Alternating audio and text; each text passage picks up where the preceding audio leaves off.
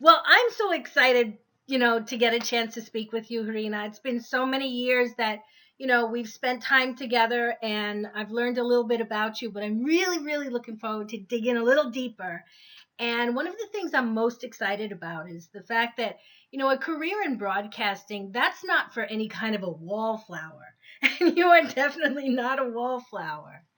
How did you come upon and how did you make the decision to take the leap into broadcasting? That is a really good question because my journey is quite unique. I was actually discovered as a performance artist, as an avant-garde performance artist, presenting at the New York Poets Cafe by the executive director of Bronxnet Television, Michael Max Nobby. Oh, okay. And I had a residency at the New York Poets Cafe in which I was a host every month to a new show, a themed show.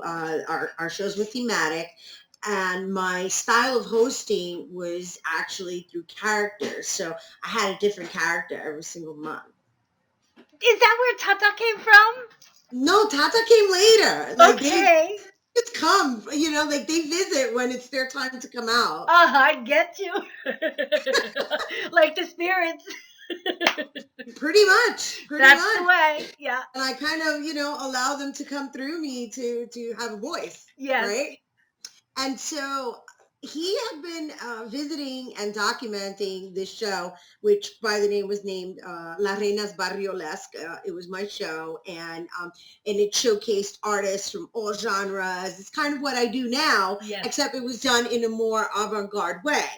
And I guess he saw something in me, and he, after having visited and documenting the show quite a few months in a row, he offered me the opportunity to co-host an award show for Bronxnet Television with the WBLS DJ Dr. Bob Lee. Yes. I've been And introduced by him. so I know. And so I co-hosted this award show with Dr. Bob Lee of WBLS. And after doing that and having a great chemistry with Dr. Bob Lee, we were both offered the opportunity to be the host of this pilot show called Open. I so I was presented with this opportunity to be a host for this new signature show on BronxNet called Open. Mhm. And so Bob Lee of WBLS and I were co-hosts for the pilot episode. And so after co-hosting the pilot episode, what they decided was to give us each our own theme day. Wow. So he's the host of Monday, and he continues to be the host of Monday. Yes. And then there's a different host on Wednesday. His name is Darren Jaime, and I am the host of Friday. And Yes. each show has a different theme. And my show's theme is art, culture, entertainment, women empowerment, youth development. And because I'm an advocate, domestic violence awareness, and because I'm Latina, of course, with a Latino presence. Yes. I love it. I love it. Thank you. Now, you mentioned that your platform is domestic violence. Can you tell me more about what made you decide to choose that? So going back to this wonderful opportunity that Mhm. that was presented to me, the beauty of coming into a new show allowed, and I'm so grateful to BronxNet and to Michael Max Nobby for this. I was allowed the opportunity to have creative input, and so the show, while it has its own producers, has evolved kind of around each host's personality. Wow.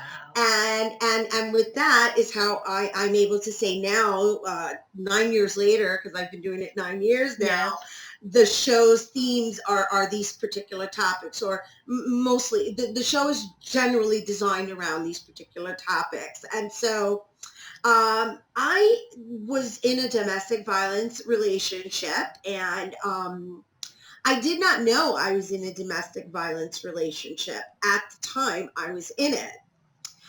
I had been presented with an opportunity to do a stage reading for an actual show that depicts the ins and outs of domestic violence, the different layers, the different types of domestic violence that is out there. And I played a character, and this particular character's form of domestic violence was geared more towards emotional and psychological Yes. abuse. And after having done the stage reading of this play, I had an epiphany, and it hit me that I was in an abusive relationship. Wow. Wow. I've got goosebumps from that, because what a shock. That would just like change your whole My life. up too, because it was a character that I was playing that showed me I was in an abusive Yeah. relationship. And so I as after we did the reading, I became so I guess vigilant in getting to the root of this issue that I had been surviving Mhm. all this time, not realizing that I'm a victim, and or was a victim at the time it was occurring, and decided to produce the play. So I produced the play as well. That's astonishing. And I was one of the stars. There were three stars in it. It was these other two fabulous actresses. One is named Caridad de la Luz. The other one's April Lee Hernandez. And then there was me. Uh-huh. And in addition to being one of the stars, I was the producer. My production company produced it as well. And I did it because, aside from the fact that the show needed to have a life, and Yes. I needed to work through that character that enlightened me, like I needed to really get to know her. Yes. And after having gotten to know her, and going through various forms of just self development and therapy, and everything you could imagine, I could go to that would allow me to kind of get to the root.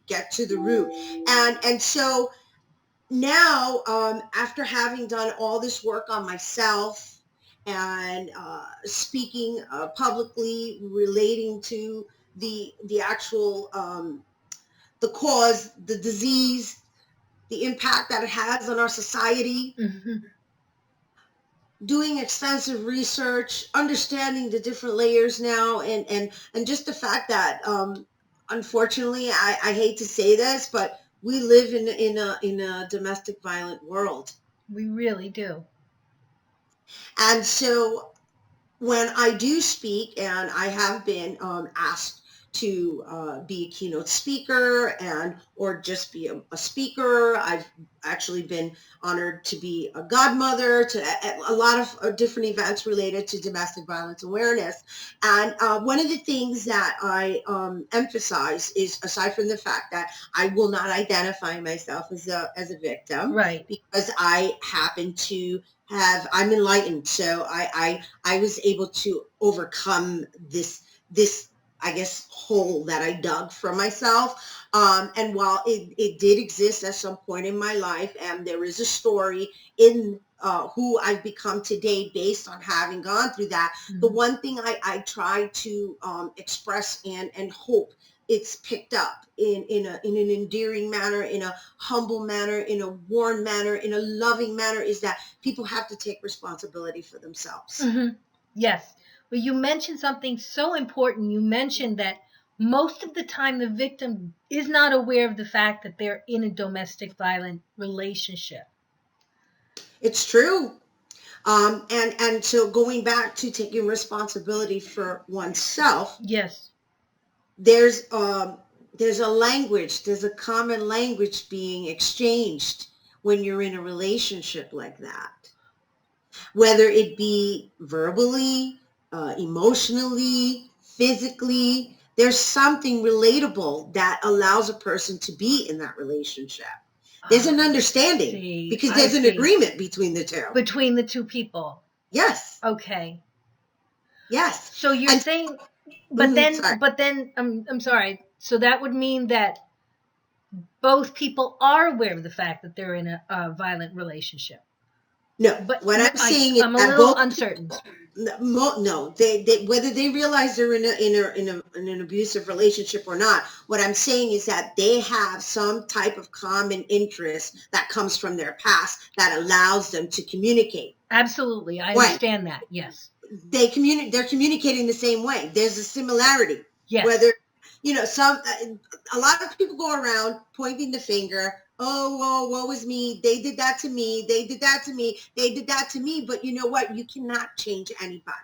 Hmm. That's rule number one. Get with it. There's no changing anyone. You can try to save a wounded warrior. You can, try to recover that poor puppy. But you know what?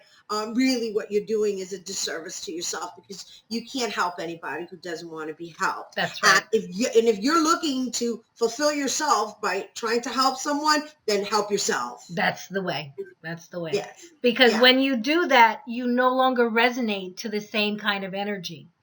You just won't accept it in your life. No, and I got to be honest with you. I really overcame. It was a really big. It was a huge leap I had to take, because I didn't realize how deep in I was. I mean, I was being called so many names under the sun on a regular basis, on a daily basis, and just just constantly being negated and just brought down and beat up verbally, and just after a while, when you're hearing that every single day, you start to believe You that. do. And Yes. then you start to feel bad for yourself. Your self-esteem is diminished. And now you don't think that anybody feels loving towards you, or believes in you. And then, of course, with that comes losing belief in yourself. Yes.